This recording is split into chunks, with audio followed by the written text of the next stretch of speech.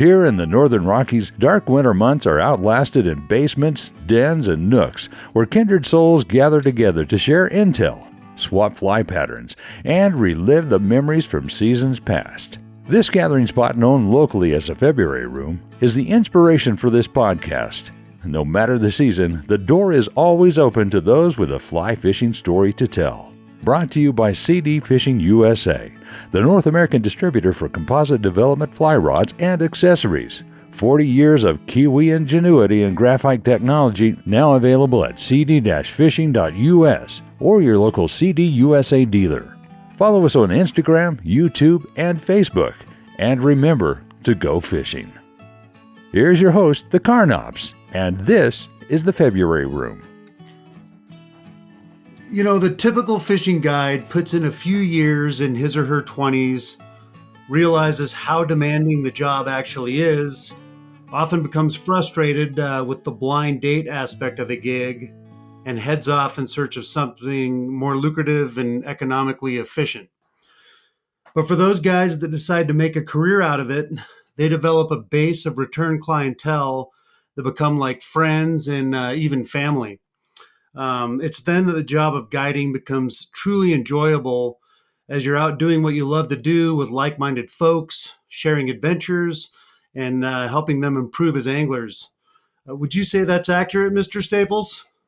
Justin, yeah, I sure would. A lot of fishing guides get into the fishing business because they enjoy fishing, but the end result is not you fishing. It's about providing that experience for your customers. Well, right on, Brad. You've been doing this on the Deschutes for as long as I can remember, and I'm sure that that over the years you've had some adventures and some misadventures and all sorts of foibles out there. Do you have a story you could share with us? Well, I do. I'm not going to share one though about the Deschutes, if that's okay with you. I've listened to your podcast in the past, of course, and but then to brush up for our meeting this morning, I was listening to some yesterday while I was out doing some yard work. And one of the things that some of the people were talking about was permit fishing. Oh, sure. Great. Yeah, shoot, man. And so if I can tell you a story about that. So I'm very fortunate. The first time I went to Belize was in 1987.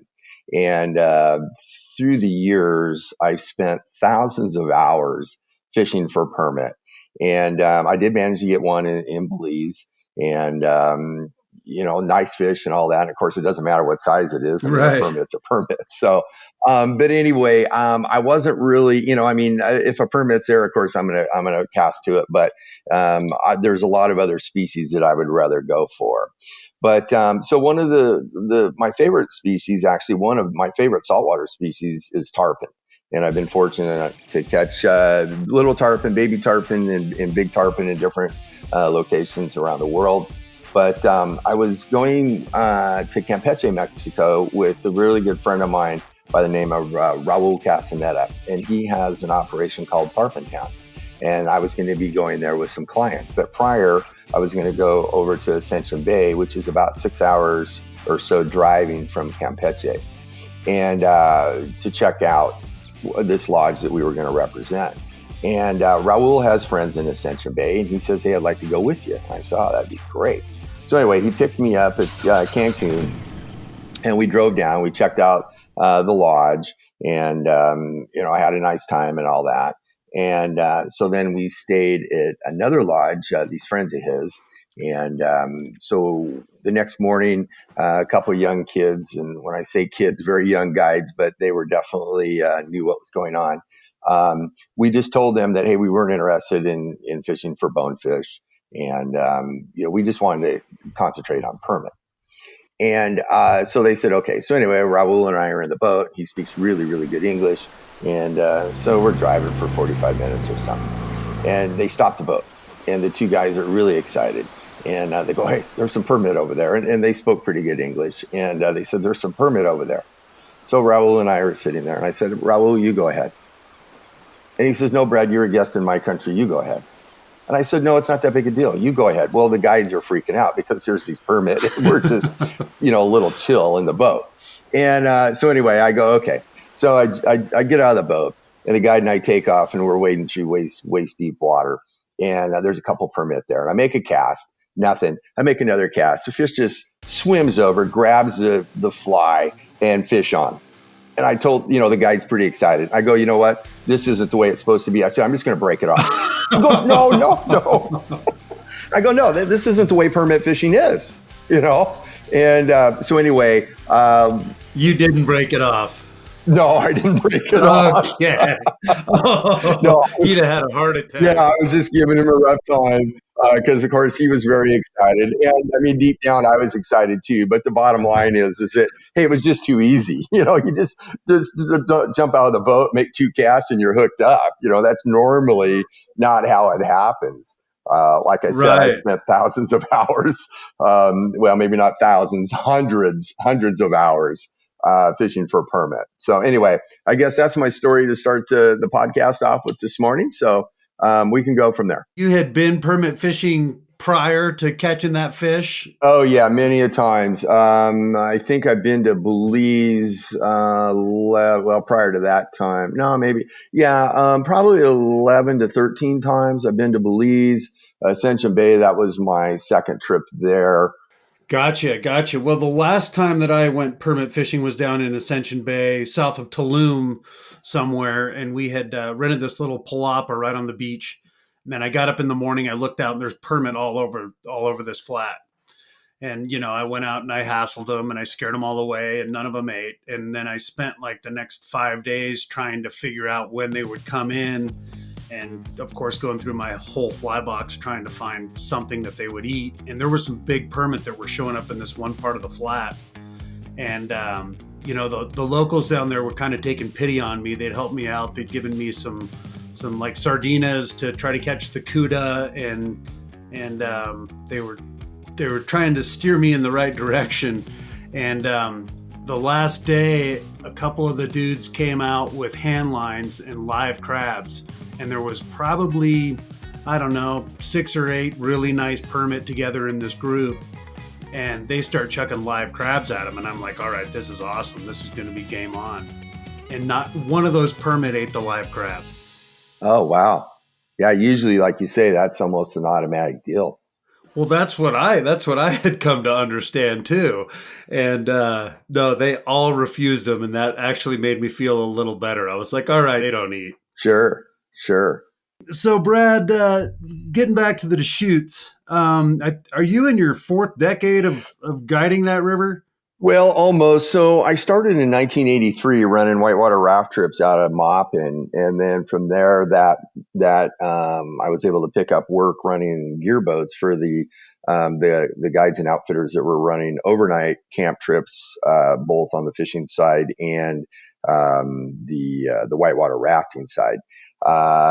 In 1984, myself and another guy hooked up as a business. We have Western Fishing Adventures.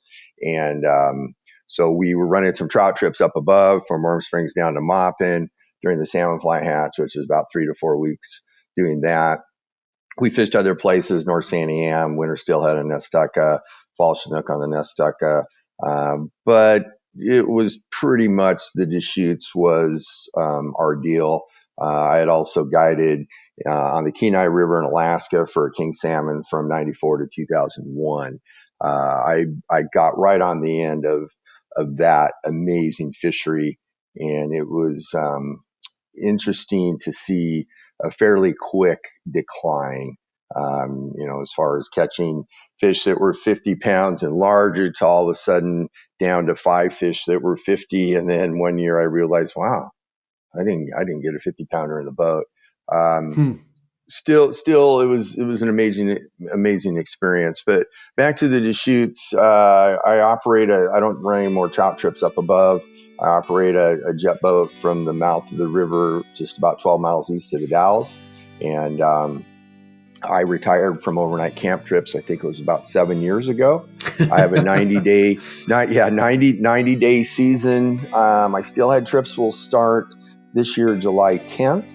And I'm filled every day that I can fish, through October 29th. The Marine Board regulates our use with the jet boats. We work 10 days on and then have 4 days off. And that's whether you're a guided boat or a private jet boat. So basically, it's every other Thursday through Sunday. There's no jet boats allowed on the lower 25 miles of the Deschutes River. That restriction ends the third weekend of September, and I'm booked about 33 days straight. I'm very fortunate and blessed. I have all repeat clients, and by Christmas of this past year, my 90-day steelhead season was filled. Wow. So to get on your boat, you got to plan well in advance at this point, or hope somebody cancels. Yeah, I have a waiting list, because how it works is that everybody gets their same days. And so I would give you a call prior to Christmas and say, "Hey, Justin, how you been?" You go, "Man, I'm living the dream." And okay, are you going to be able to come back the second Tuesday of August? And you go, "Hey, man, yeah, we're on." I go, "Okay, great. Justin's in." Well, you might bring new people with you, but the person that I'm making contact with is the same. Gotcha. And if for some reason you go, "Hey, I've been coming on Tuesdays and I really want to have a Friday," I go, "Yeah, there is no Friday, because the guy or the lady that has the Friday, they're coming back. So it's Tuesday."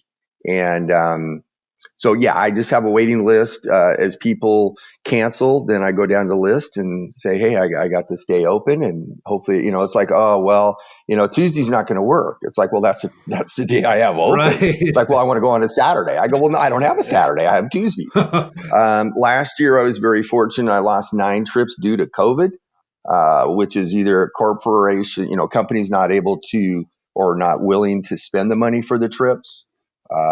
Or I had a few people that didn't feel comfortable about flying.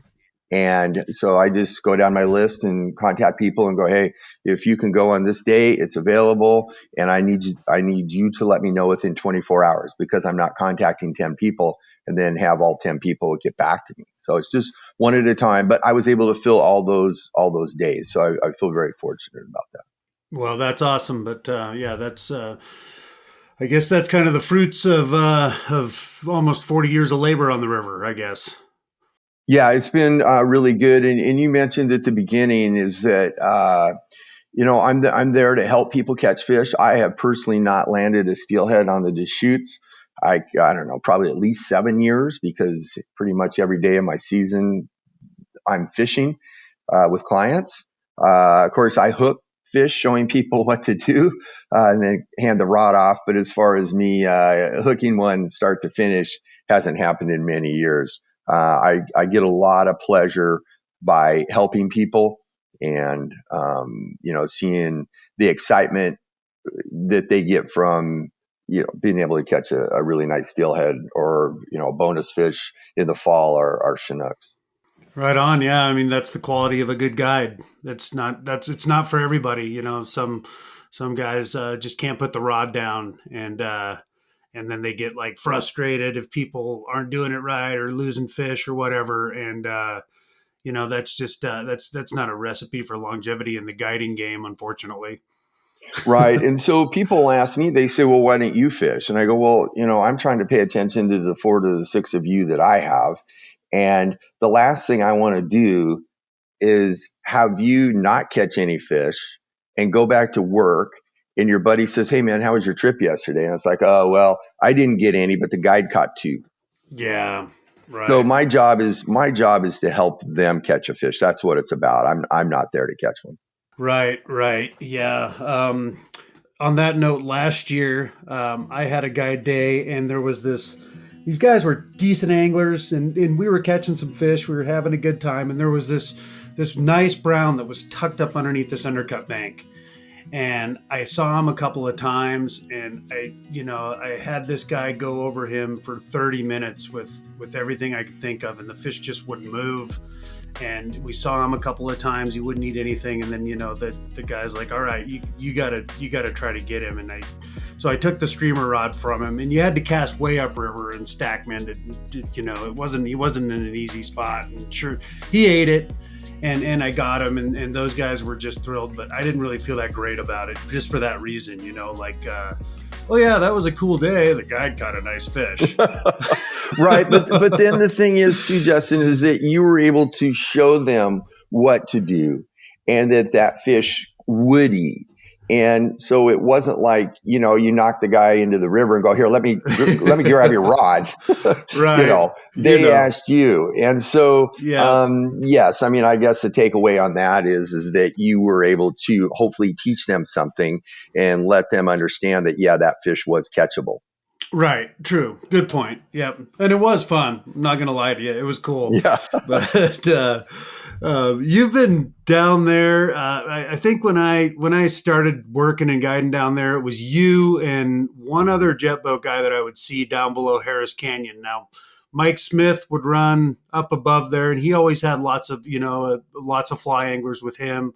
Um, but it was just you and Grant on the lower river, and I hadn't been to the Deschutes in a long time. I went back last October, fished for a couple of days, and I saw several jet boat guides that were catering to fly anglers now. So the scene's a little different down there. Yeah, so it's changed a lot through the years. There is only a few of us that are actually fishing lures, and most everyone, especially all the younger fishing guides, are all using flies. And so my business model is 4 to 6 people a day, and I generally use lures. Out of 90 days, I probably have about 5 that are fly only trips.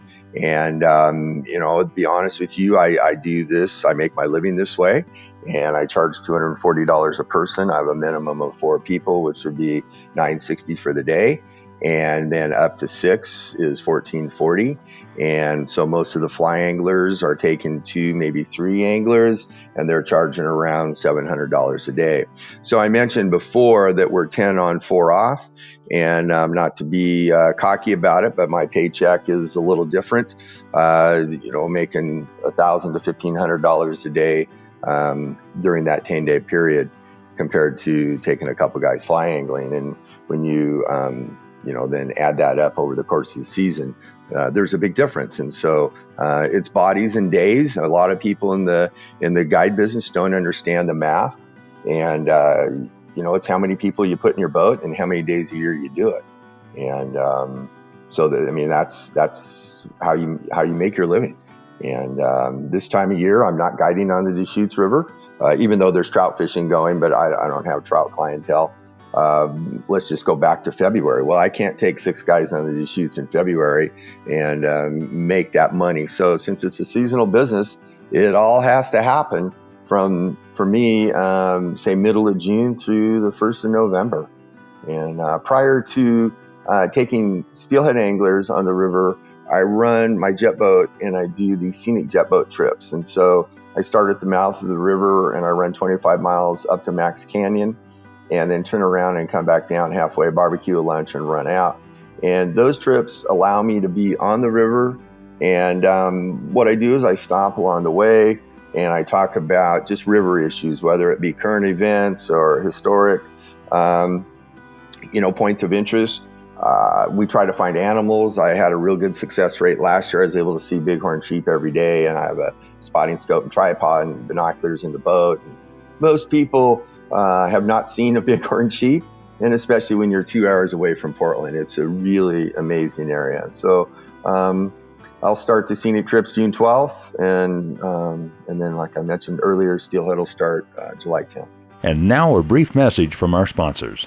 Here at CDUSA, we have owned nearly every brand of fly rod throughout our 30-year careers as guides and globetrotting anglers. When we discovered Composite Development's flagship fly rods, the XL2 and the ICT2, we uncovered a secret harbored by the Kiwis for 4 decades. Born from Japanese Toray, CD's unique manufacturing process involves winding the graphite fibers inside the blank, negating heavy thread wraps at the end of each section, creating a lighter and more durable fly rod. Check out the XLS2 and the ICT2 at your local CD USA dealer or go to cd-fishing.us. And remember to go fishing. Right on, man. Yeah, the Deschutes is a magical place. There's not too many spots where you can sit in one location and see bighorn sheep, elk, mule deer, bobcats. It's got so much chuckers, of course. There's just such a variety of wildlife down there now. It's amazing. Yeah, and what's been really amazing is the last I can't remember 5 to 7 years we've been seeing turkeys. So Oh, that's right. that's added to it as well. I don't know where they came from, but all of a sudden there they are, and then that's really cool to see them. And they're I'm going to be polite about this. They're not very scared or smart. I mean, they'll go right up next to you as we're fishing. They just walk right past us. So that's really special for the people. And one of the things back to the fly angling, it's really changed on the Deschutes with spey rods, two-handed rods. And I don't want to knock that at all because I mentioned, I fish with lures and people ask me, they go, well, Brad, when you do go fishing, how do you fish? And it's like, well, when I fish, I use flies most of the time. But for my business program, it's bodies and days, as I mentioned, and I can take 6 people and we can go to one spot and we can all fish there and then rotate through and try another one. Well, with fly anglers, as you know, Justin, you require more water. And so in the old days, I guess when things weren't quite as busy, I could go to a spot and put, 2 anglers on one side of the river and 2 anglers on the other side and have my boat and my binoculars. And I could be working with one of the anglers and keep an eye on all 3 of the others. And if somebody hooks up, run upstream or downstream, hop in the boat and go help them. But as it is now, trying to find room to make that happen has, I'm just going to say, been really frustrating for me on most days. Yeah, it's a totally different dynamic. With the influx of folks with spay rods. Even when I left the river, it was just kind of, I thought it was at a saturation point. Um, and like you said, nothing against anyone that wants to get out and learn how to fish and learn with the spay rod. It's definitely a tool that makes fly fishing for steelhead much more accessible for most folks, and for folks that are really good at it, they're deadly with spay rods. But yeah, it just, to me, it took away from the enjoyment of fishing on the river, and finding spots, just because there was such a volume of anglers that had descended upon it, and there's only so much water down there. And yeah, for you guys, you can't bounce around near as much as you used to be able to. Those runs get all taken up. Yeah, it's just been a challenge. And one of the things, and again, I'm not saying anything bad or trying to against, two-handed rods, spay rods, or fly angling in general. One of the things I have noticed through the years is that, a lot of the clients or anglers or others that you talk to, they start out hopefully as a young kid, which is, very important. We need to get young people into the sport. And I'm really glad to see this new movement with women getting in because that's definitely going to help. And so kids start out and they're fishing with worms or bait or whatever, and then as they progress, they say, okay, now I want to try flies. And I believe that they're a better angler, or a better overall angler from doing that kind of fishing. And one of the things too, with getting kids and women into the sport, as they age and hopefully they have a love for the outdoors and a love for fishing, then they become politically active and financially active in trying to preserve the resource and help out with that in many different ways. And so it's important to get our young people outside on the water, and whether it, on the water fishing or on the water boating or hiking around, hunting, whether it be big game or birds. It's important to get kids outside, as we're aware of. Right, absolutely. And like you mentioned, most of us started off with spinners and bait, and that's how I'm starting my kids off fishing, and get them to love it. When they're little, obviously catching fish is more important to them, but also, yeah, you learn how to read water. You learn all the little nuances of fishing. So when you do decide to inevitably progress, whether it's with a fly rod, or just a different approach with terminal tackle fishing, you're going to have a solid foundation beneath you, versus just picking up a spay rod, which I own. I fish with them. Nothing against spey rods at all, but I do notice that the folks that just went straight to the spey rod, they generally aren't as effective at covering the water, and particularly the little nuanced spots as the folks that have learned come from the terminal background. Yes. And so as my people that fish with me, will say, Brad, I want to bring my son or my grandson or granddaughter, their daughter fishing. How old do they have to be? And I say, well, you know them better than I do. And you know what the wading is like, because on the lower 100 miles of the Deschutes, there's no fishing from a boat and it's all wading, and it can be a little bit of a challenge. And I said, so, you know what the wading's like, and then you know what the fishing's like. Okay. So it's not like we're catching 20 steelhead in a day. I mean, not that I haven't done that, but that's not going to happen. And so we want to make sure that young person has a really good experience to where they're not afraid to wade in the water and they're falling in all the time. We want to make sure that they don't get bored as far as not catching a steelhead. There's some peamouth chubs at a spot that I park my boat and fish and have lunch. And I will throw some, pieces of cookie or bread or whatever. And the peamouth chubs just are thick in there. Well, one of my clients' son was, I don't know, 11 plus or minus a little bit. And he had been fishing with us and he's caught steelhead before. But he spent over an hour with my net trying to net these peamouth chubs. Okay. And so it doesn't matter as long as people are having fun. That's what it's about, and getting them outside. Absolutely. Are you seeing more smallmouth bass? Aren't there smallmouth and largemouth bass in the lower river now? So there's only been one report of a largemouth bass. My friend Forrest had his client caught that, and it was probably an escaped largemouth. There's some private water ponds, little lakes upstream and in the Moppin area, and something probably happened there, and it floated on down. And that's been the only largemouth I've heard of. There are some smallmouth bass, and they've migrated from the Columbia River, and that has to do with the change of the operation of the dams that are owned by Portland General Electric. So the water is warmer certain times of the year, and those fish migrate out of the Columbia and up into the Deschutes.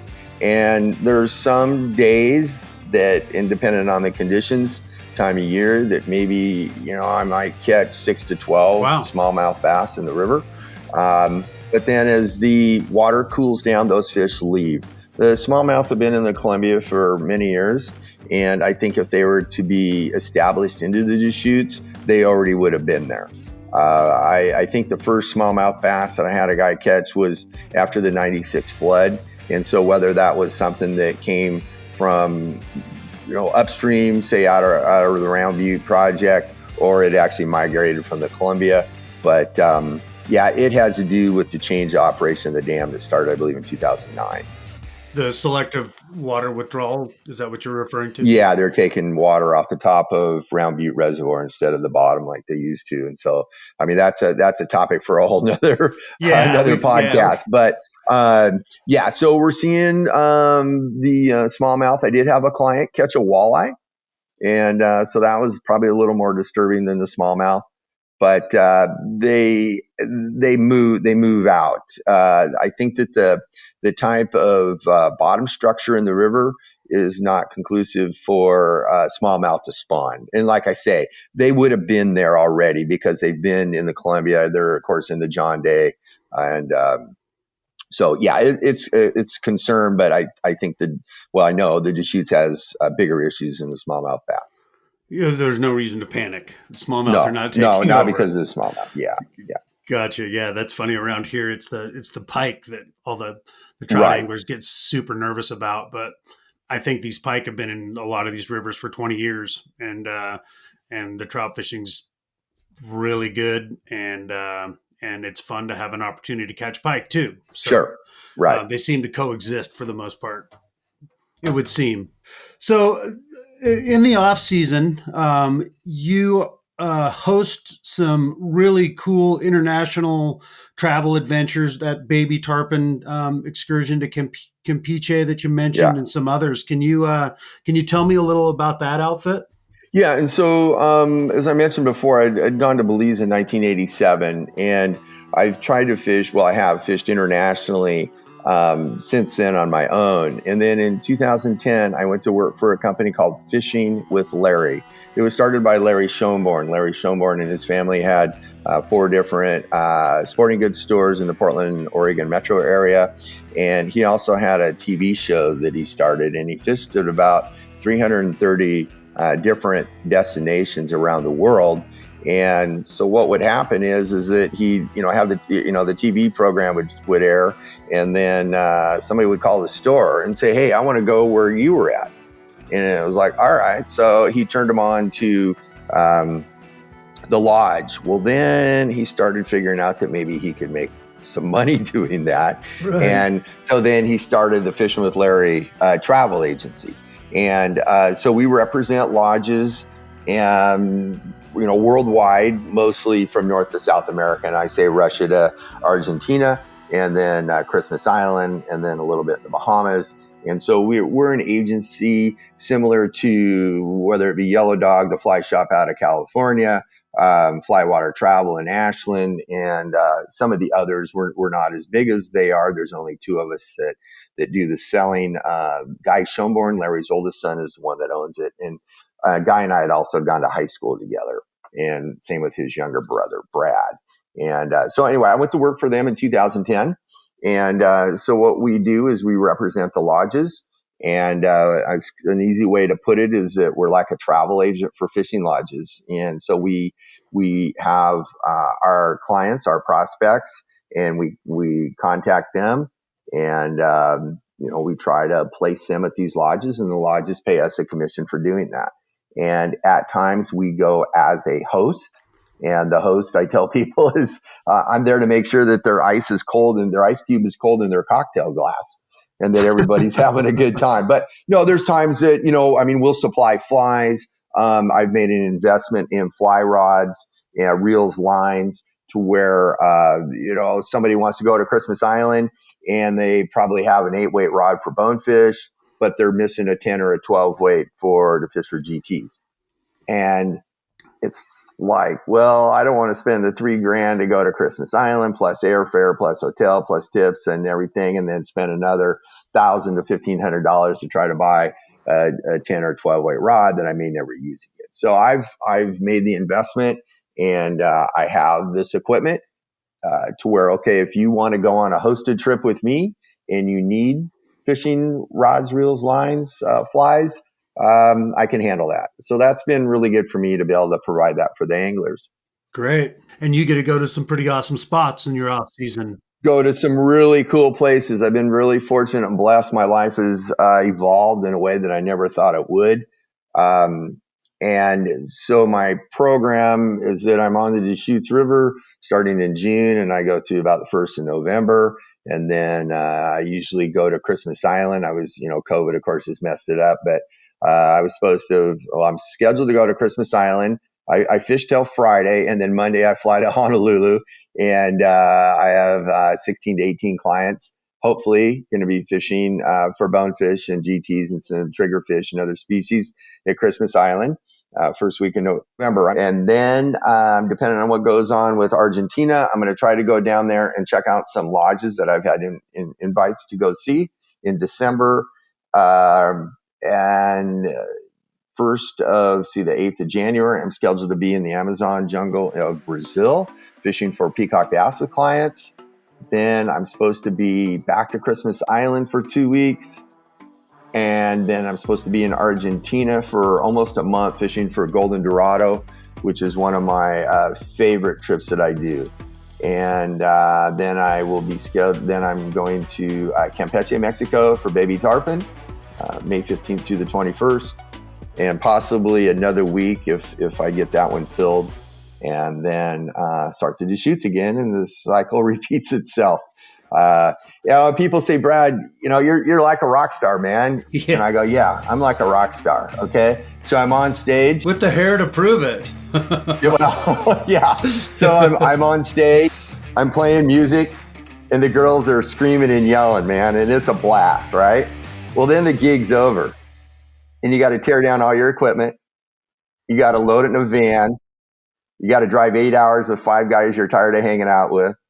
Try to get some sleep, set it all up, and get back on stage. So, it's not as glamorous as it sounds, but then again, it's been an amazing adventure. If everything goes as planned, I'll be 62 in June, and I'm not planning on retiring. It's, the fishing business is my life. The great people and friendships that I have acquired from this business is going to be amazing. And I guess while I'm thinking about that, I have something that is cut out. I copied out of a book that one of my clients wrote about his fishing adventures through the years. He's been to the Amazon jungle in Brazil, I think about 14 times. But this really is very important to me. And it's called Final Thought. Yes, it was long ago. But what else have we but memories?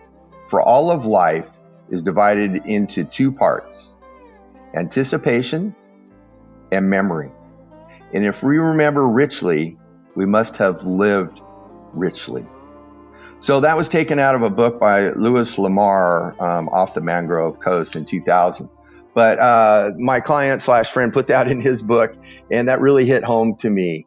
It's the anticipation of the trip that we're doing, and whether it's to your local stream or lake or pond that, you're getting your stuff ready and you throw it in the back of the truck or the car and away you go, or it's for an international destination and, you're getting your flies ready and you're making sure you have the right lines and, all your plane tickets. And so that's the anticipation of the trip. And then when you go on these trips and hopefully you have these memories that will last you the rest of your life and you can share those experiences with your friends.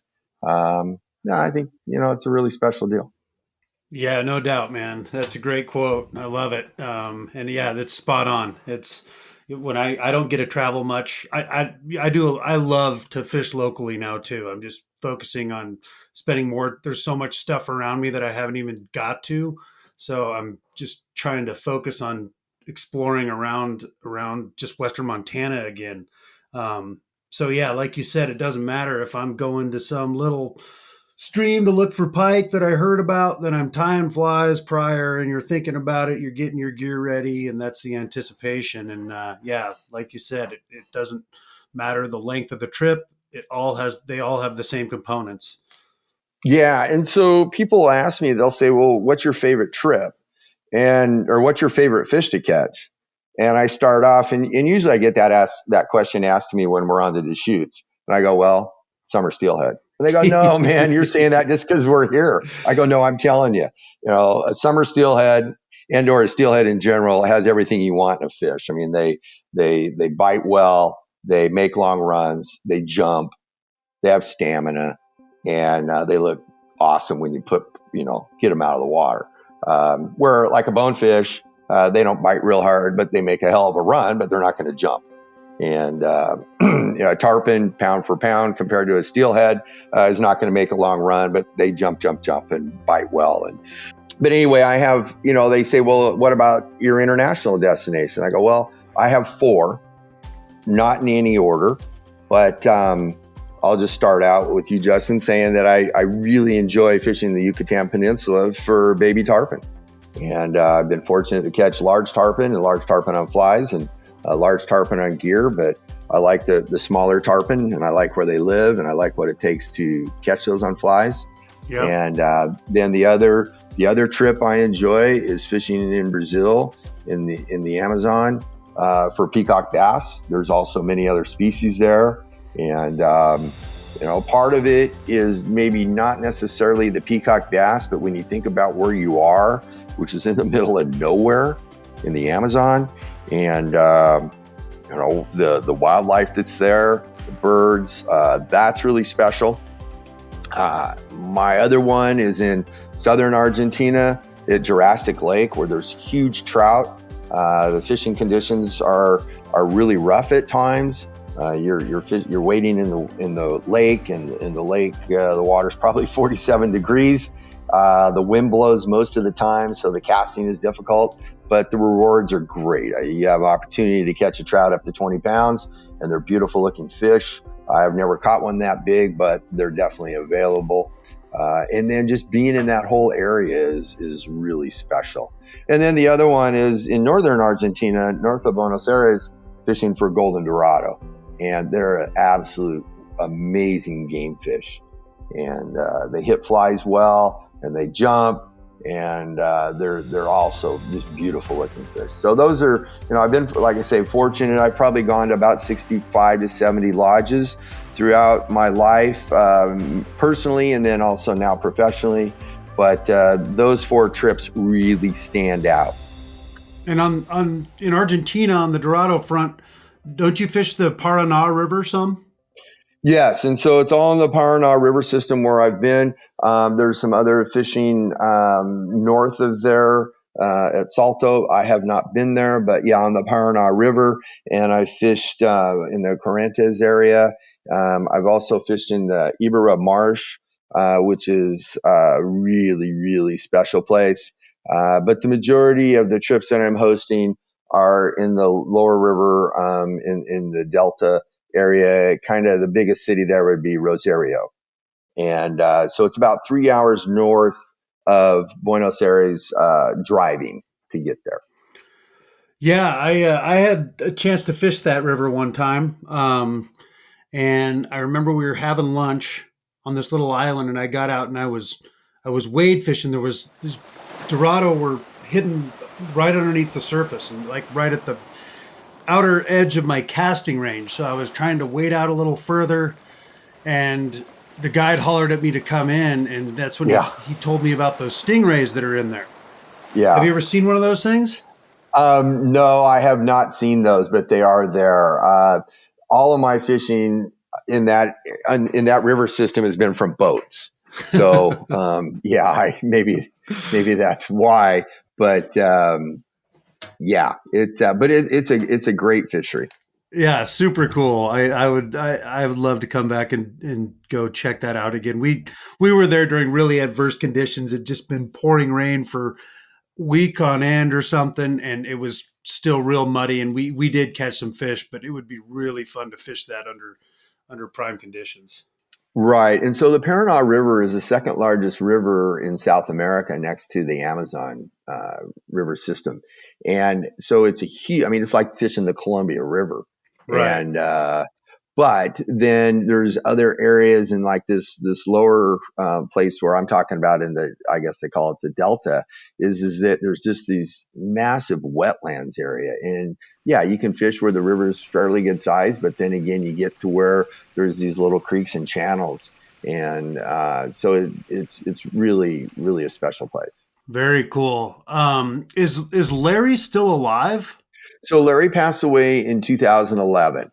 Okay, I was gonna say we most of us that are from Oregon grew up with that show, and yeah, when you mentioned, I didn't realize that you worked with his family, but Yeah, okay. Anyway, go ahead. I was yeah. So anyway, yeah. Unfortunately, he had a rare blood cancer, and he stuck it out for a long time. And but yeah, then he passed away in 2011.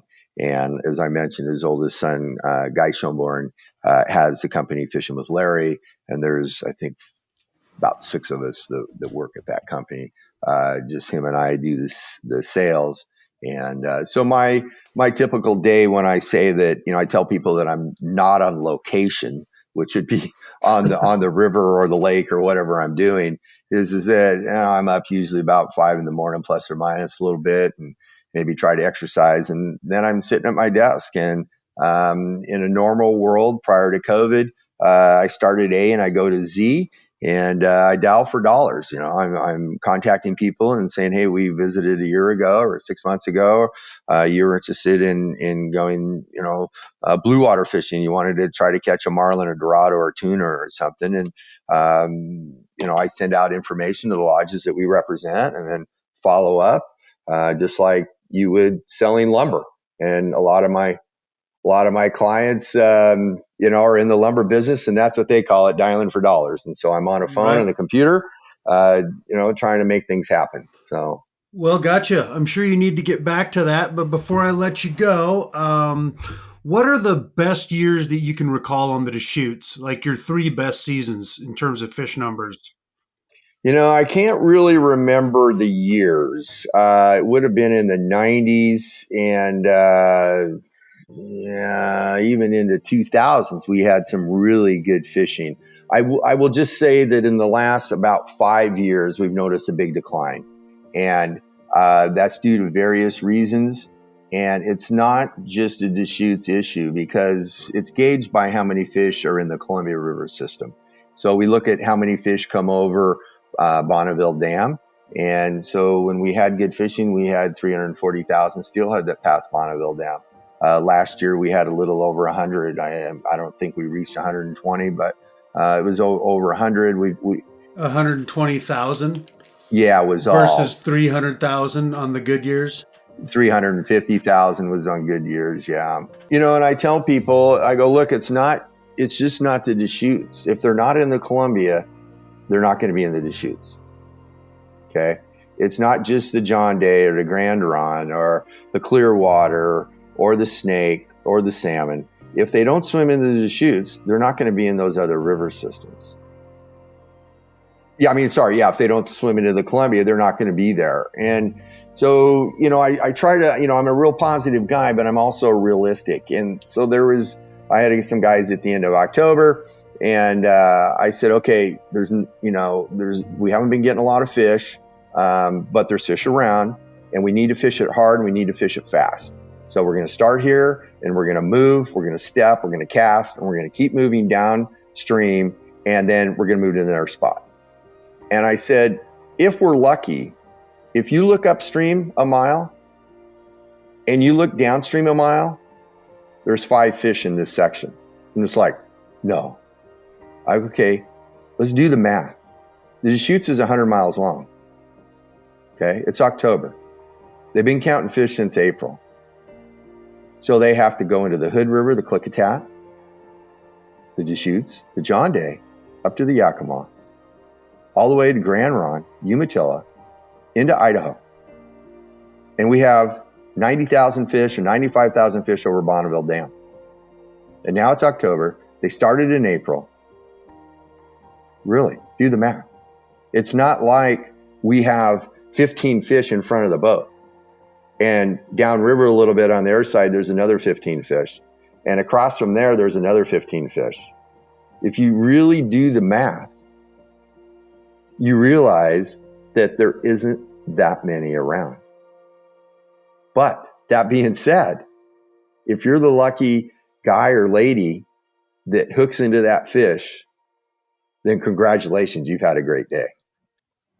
Right. Well, on that note, does fly or lure color matter? So they definitely matter, both on the fly and lure, and on the lures, I use, of course, some different ones. Black, gold, red, blues would probably be copper, depending on the time of year, silver, depending on the time of year, and then to flies, yeah, green, purple, orange, red, blues, blacks can be really good. There's people that do really well on more natural colors. I just have never had that much confidence in them. And so, I'm using pinks and purples and more brighter colors. Yeah, except for then, we'll go to black and, a darker purple, say later in the year. So you like to fish dark later in the year, generally speaking? Yeah, I think that, depending on what goes on, I have some tube flies that I like that are orange and red or, black and blue or black for flies. Gotcha. And then as far as the fish numbers in the fishery go right now, like last year there wasn't a lot of fish, but there was big fish. So that's a pretty fair trade-off. Yeah, and that's Some a people. good sign. We haven't caught larger steelhead, and I'm going to say in the teens for probably, I'm just going to guess about 8 years.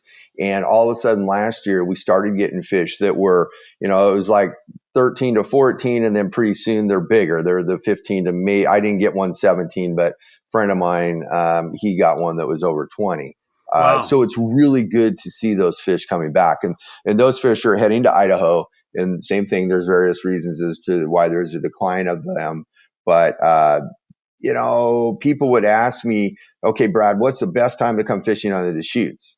And I would say October. Oh, we catch more fish then? No, there's generally less people, which of course has changed. Generally less people. We see more animals, and you have a chance at catching a big steelhead.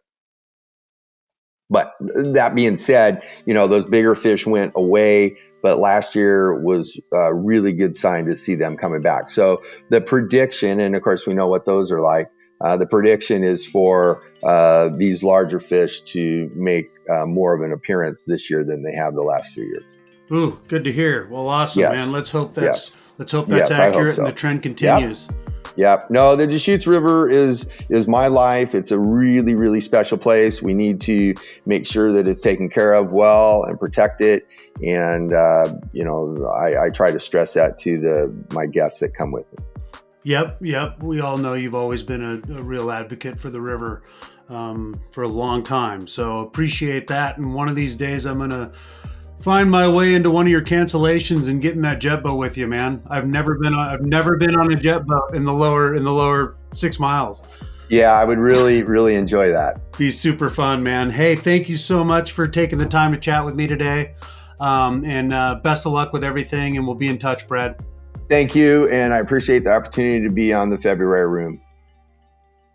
Go to thefebruaryroom.com where you can access a complete library of our podcast and read more about our guests, their fishing stories, and favorite fly patterns.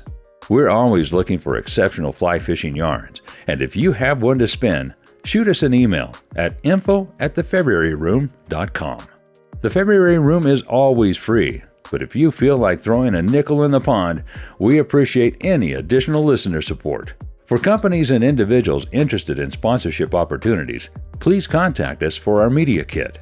Thanks for stopping by the February Room, and we'll see you down here next week.